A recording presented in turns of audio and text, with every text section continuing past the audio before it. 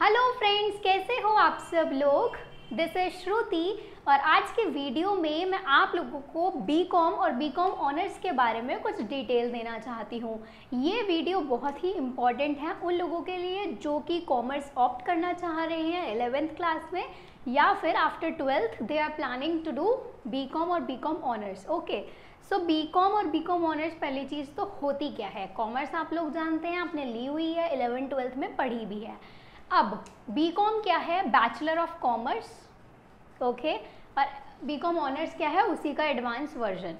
ठीक है, ये दोनों प्रोग्राम्स हैं, 3 इयर्स के प्रोग्राम हैं जिसको आप अंडर ग्रेजुएट प्रोग्राम बोलते हैं, यानी जिसको आप ग्रेजुएशन बोलते हैं। ओके, अब इसमें जो ये वीडियो है इसमें बच्चों ने पूछा था कि हमें कई बार समझ नहीं आता कि हमें क्या ऑप्ट करना चाहिए, हमें आर्ट्स स्ट्रीम में, कॉमर्स और साइंस स्ट्रीम में से कौन सी स्ट्रीम ऑप्ट करें हम। तो आप हमें सब्जेक्ट्स के बारे में बताओ कि कॉमर्स में, बीकॉम में हम कौन कौन से सब्जेक्ट्स पढ़ते हैं, ताकि आप लोगों को आसानी हो जाए ये देखने में कि भाई आप लोगों के इंटरेस्ट के सब्जेक्ट्स हैं भी या नहीं। अगर आप लोगों का इंटरेस्ट ही नहीं होगा तो फिर आप कैसे पढ़ोगे, नहीं पढ़ पाओगे। तो बेसिकली वीडियो आज की यही है, पूरा ओवरऑल सब्जेक्ट्स के बारे में बताऊंगी, कौन कौन से सब्जेक्ट्स आप बीकॉम और बीकॉम ऑनर्स में पढ़ते हैं। बेसिकली कॉमर्स में ओवरऑल आप कौन से सब्जेक्ट्स पढ़ते हैं इन 3 सालों में। ठीक है, इसके बेसिस पर अब आप देख सकते हैं कि आपका इस फील्ड में इंटरेस्ट जा रहा है कि नहीं जा रहा है। ओके, सो स्टार्ट करते हैं वीडियो को। देखिए, subjects in BCom and BCom honours, topic आप लोगों को ऑलरेडी पता चल चुका है, तो स्टार्ट करेंगे अब हम। फर्स्ट है बिजनेस ऑर्गेनाइजेशन एंड मैनेजमेंट, जिसमें हम सारा बिजनेस के बारे में पढ़ते हैं कि बिजनेस को कैसे ऑर्गेनाइज किया जाता है, कैसे एक बिजनेस की मैनेजमेंट की जाती है। बहुत इंटरेस्टिंग सब्जेक्ट है ये, और मेरा पर्सनली फेवरेट सब्जेक्ट है ये और मार्केटिंग। ओके, तो ये सब्जेक्ट बहुत अच्छा है, बाकी आप अपना इंटरेस्ट देखना। सेकेंड है बिजनेस लॉ, इसमें आप बिजनेस के लॉज के बारे में पढ़ते हैं कि जब भी कोई एक बिजनेसमैन बिजनेस करता है तो कौन कौन से लॉज होते हैं, क्या क्या हो सकता है मार्केट के अंदर, है ना। थर्ड आता है आपका फाइनेंशियल अकाउंटिंग, इसमें आप सारा अकाउंटिंग करते हैं कि फाइनेंस को कैसे मैनेज करना है, अकाउंटिंग कैसी है, बुक्स ऑफ अकाउंट्स कैसे बनाने हैं, अकाउंट्स कैसे बनाते हैं, क्या क्या रूल्स होते हैं अकाउंटिंग के, वो सब आप इसके अंदर पढ़ते हैं। बिजनेस स्टैटिस्टिक्स आती है आपकी। एक आता है आपका 5th सब्जेक्ट है माइक्रो इकोनॉमिक्स। इकोनॉमिक्स है बेसिकली 2-3 पार्ट्स में divide, like Indian economy, micro economics और मैक्रो इकोनॉमिक्स। माइक्रो इकोनॉमिक्स होती है जो हम स्मॉल लेवल पर, डोमेस्टिक लेवल पर पढ़ते हैं, और मैक्रो इकोनॉमिक्स होती है जो हम इंटरनेशनल लेवल पर पढ़ते हैं। ओके, ये आप चीज़ें आगे समझ जाएंगे। मैं बहुत ज़्यादा अगर डिटेल में आपको बताऊंगी तो देखिए इतने सब्जेक्ट्स हैं, वीडियो 1 घंटे का हो जाएगा, है ना। तो मैं आपको शॉर्ट में बता देती हूँ कि क्या क्या किस सब्जेक्ट में होता है, ताकि आपको एक ओवरऑल बेसिक नॉलेज मिल जाए और सारे डाउट्स भी क्लियर हो जाएं। अब आता है कॉर्पोरेट लॉ। कॉर्पोरेट होती है कंपनी, कंपनी के अंदर कौन से लॉज होते हैं, इसको आप कंपनी लॉ भी बोल सकते हैं। तो कंपनी के अंदर क्या क्या लॉज होते हैं उससे रिलेटेड पूरा का पूरा एक सब्जेक्ट है। फिर आता है आपकी 2 लैंग्वेजेस होंगी, एक इंग्लिश और एक हिंदी, और एक सब्जेक्ट होगा आपका कंप्यूटर का। प्रैक्टिकल वर्क इसमें ज़्यादा होगा, आपको सारा एक्सेल वगैरह पे काम करना सिखाएंगे कि एक्सेल पे किस तरीके से आप डेटा मेंटेन करते हैं, रिकॉर्ड करते हैं। ठीक है, उसके बाद आता है नेक्स्ट बिजनेस मैथमेटिक्स, इसमें आप मैथ्स पढ़ते हैं। मतलब बीकॉम ना एक ऐसा सब्जेक्ट है इसमें आप सब कुछ पढ़ लोगे। ठीक है, सब कुछ पढ़ लोगे, जो भी बिजनेस में यूज़ होता है, आपकी लाइफ में यूज़ होता है, आपके घरों में यूज़ होता है, मैनेजमेंट के लिए, सब कुछ आप इसमें पढ़ लोगे, इसलिए बहुत पसंद है मुझे ये। ठीक है, नेक्स्ट आता है इनकम टैक्स। अब क्या होता है, अगर आपको आगे चार्टर्ड अकाउंटेंट या किसी भी इस तरीके के लाइन में जाना है, CA करनी है, CS करनी है, CMA करनी है, CFA करना है, ये सब कुछ करना है फिनेंस से रिलेटेड, अगर फाइनेंशियल एनालिस्ट बनना है तो उसके लिए आपको इनकम टैक्स पता होना चाहिए। ठीक है, इनकम टैक्स कैसे फाइल होता है, क्या होता है, सब कुछ इसमें बताया जाता है। फिर आती है मैक्रो इकोनॉमिक्स, जैसे मैंने अभी आपको यहाँ बताया था, माइक्रो छोटे लेवल पर है और मैक्रो इकोनॉमिक्स बड़े लेवल पर है। और मैक्रो इकोनॉमिक्स में हम बेसिकली नेशनल इनकम निकालते हैं। एक होती है आपकी खुद की इनकम जो आप खुद कैलकुलेट कर लेते हो, अब एक होती है नेशनल इनकम। अब आप नेशनल इनकम कैलकुलेट करोगे तो ऑब्वियसली बहुत अच्छी चीज़ है ना, बहुत बड़े लेवल पर आप कुछ सीख रहे हो। प्रिंसिपल्स ऑफ मार्केटिंग, ये मेरा पर्सनल फेवरेट सब्जेक्ट है मार्केटिंग का।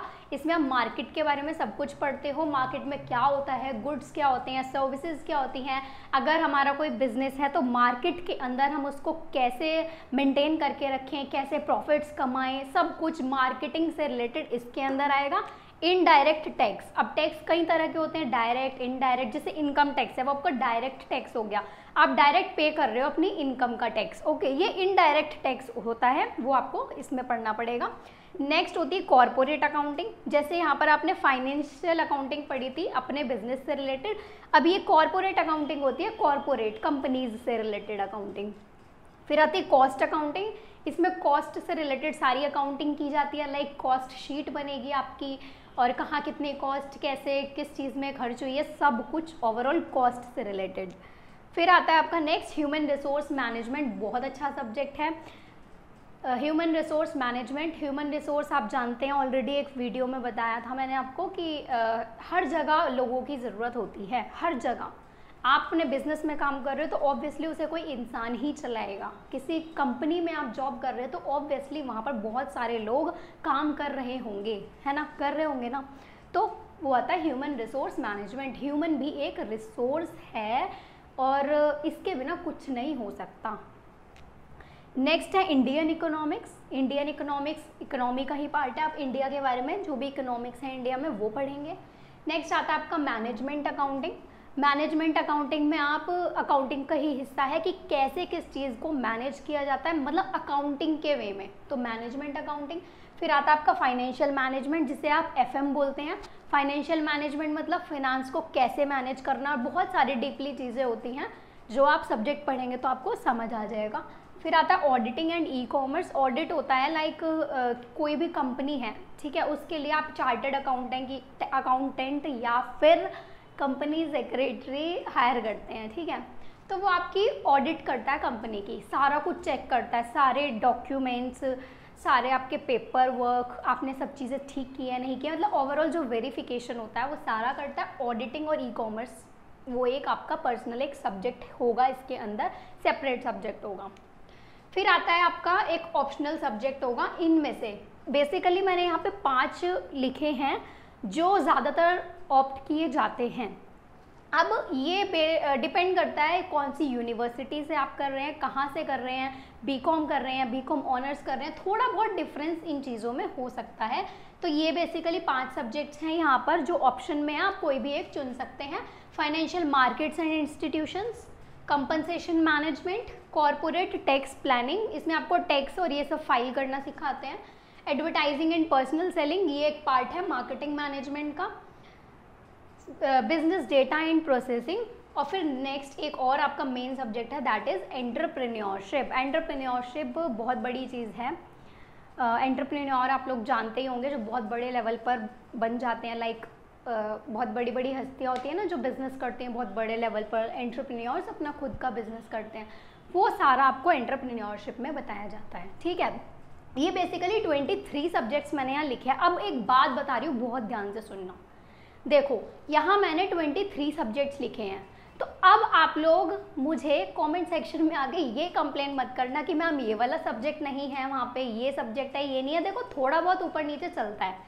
अब बिल्कुल एग्जैक्ट मैं हर यूनिवर्सिटी का तो एक नहीं बता पाऊंगी ना ऐसे लिखकर, तो मैंने ओवरऑल जो हर यूनिवर्सिटी में हर जगह से आप जहाँ से भी करना चाह रहे हैं, जहाँ पर जो भी सब्जेक्ट होंगे वो सारे कवर कर दिए हैं, ठीक है। कोई एक आध ऐसा हो सकता है किसी और यूनिवर्सिटी में कोई और हो इसकी जगह, तो वो आप लोगों को ऑलरेडी अंडरस्टूड होना चाहिए।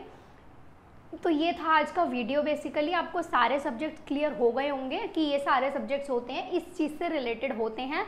किसी में थोड़े बहुत सब्जेक्ट्स अलग ऊपर नीचे चेंज हो सकता है, तो उसमें कोई इशू वाली बात नहीं है, ओके। तो ये सारा आप देख लेना, नहीं समझ आया दोबारा से वीडियो को देख लेना पूरा, क्योंकि शुरू में ना थोड़ी सी प्रॉब्लम होती है। जब हम लोग आए थे इस फेज़ में कोई नहीं था गाइड करने वाला कि भाई 11th में क्या लेना है क्या नहीं लेना है, तो बस ऐसे ही ले ली थी कॉमर्स कि चलो भाई कॉमर्स ले लेते हैं। जाना तो टीचिंग लाइन में ही था, अब कुछ इतना आइडिया नहीं था तो कॉमर्स ले ली, लेकिन धीरे धीरे जो इंटरेस्ट डेवलप हुआ है ना कॉमर्स से, बहुत तगड़े वाला इंटरेस्ट डेवलप हुआ, बहुत अच्छा। तो ऐसी बात नहीं है कि अभी इंटरेस्ट नहीं है तो कभी नहीं आएगा, ऐसा कुछ नहीं होता। जब आप किसी चीज़ को डेडिकेशन से पढ़ने लगते हैं ना, तो वो चीज़ आपके लिए इंटरेस्टेड बन जाती है, ऑलरेडी आप उसमें इंटरेस्ट लेना शुरू कर देते हैं। ठीक है, ये आपको तभी पता चलता है जब आप उस फेज़ में जा रहे होते हैं। तो चलो, बहुत सारी बातें हो गई। अभी ये है 23 सब्जेक्ट्स, देख लेना सारे के सारे। जहाँ से भी आप करना चाह रहे हो बीकॉम या बीकॉम ऑनर्स, आप उस यूनिवर्सिटी, उस कॉलेज की साइट पर जाना, वहाँ पे जाके सारे सब्जेक्ट्स की लिस्ट चेक करना। आधे से ज़्यादा यही सब्जेक्ट्स मिलेंगे, ओवरऑल सारे यही मिलेंगे वैसे तो ठीक है, समझ आ गया ना। इकोनॉमिक्स, अकाउंट्स सारी, और बिजनेस, और जितना भी थ्योरेटिकल पोर्शन है, सब कुछ आपको बीकॉम में पढ़ना होता है। तो अब आप डिसाइड कर सकते हैं अपने इंटरेस्ट के अकॉर्डिंग कि आपको क्या लेना है। फिर मिलते हैं अपनी नेक्स्ट वीडियो में और भी नए टॉपिक्स के साथ। Bye bye.